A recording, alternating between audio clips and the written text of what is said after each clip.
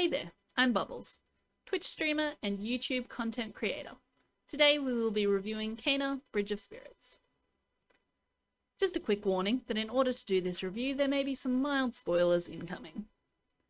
Kena is an action-adventure game released in September of 2021 by Ember Lab.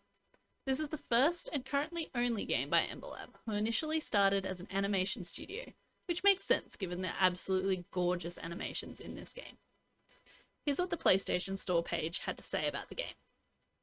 Embark on a captivating adventure featuring a unique companion mechanic and thrilling combat.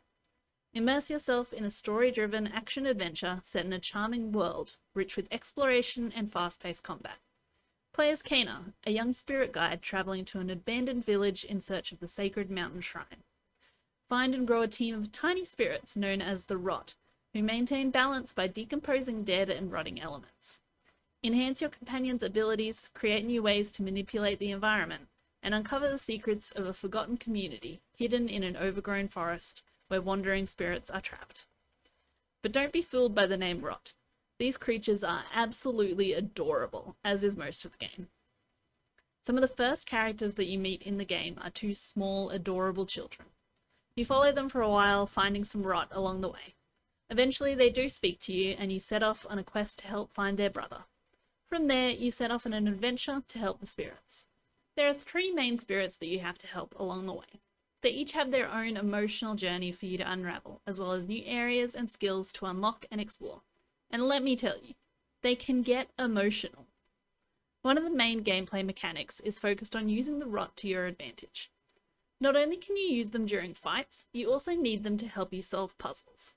They will carry and move heavy objects, collect gems, and eat fruit. One of my favourite things about the Rot is the way they move heavy objects. Only about 6 of them will actually do the work. The rest will just follow along for the fun of it. And the Rot that lives on your shoulder acts as foreman, jumping up and down in the spot that you told them to move to.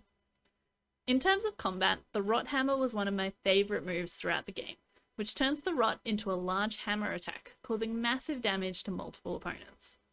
You can also use the Rot to hold an enemy in place or enhance a shot from your bow. The combat is quite fast-paced and uses a combination of melee attacks, bow and bomb attacks, as well as yours and your Rot's actions.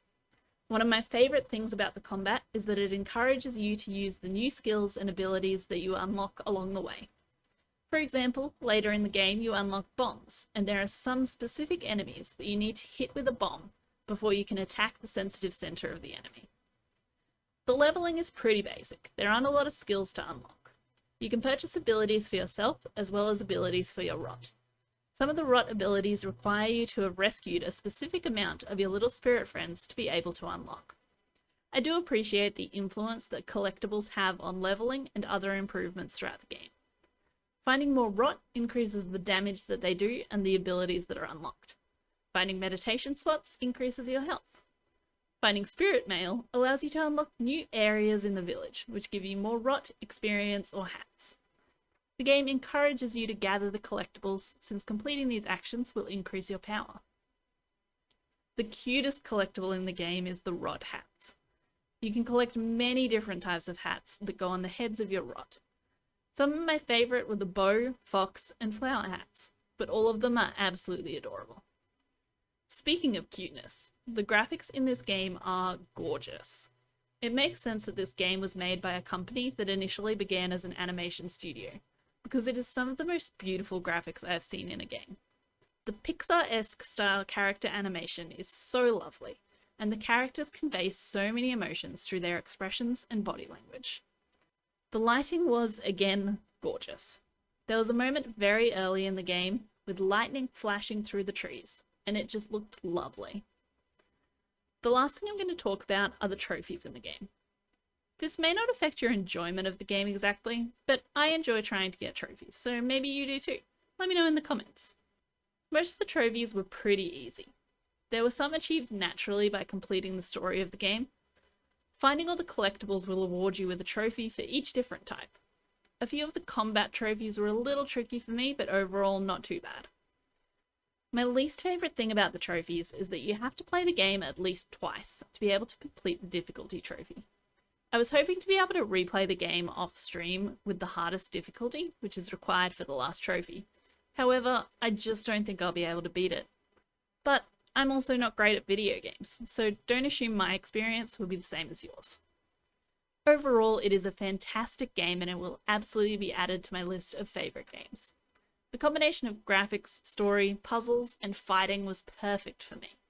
Although it will lose some points for the fact that I won't be able to achieve my highly sought after Platinum trophy. Overall, I'd give it a 9 out of 10. If you enjoyed the video, don't forget to like and subscribe. If you're interested, you can follow me on Twitch to catch my future streams live. Link is in the description. You can also check out the VODs for my entire Kena Bridge of Spirits playthrough right here on YouTube. Thanks for watching.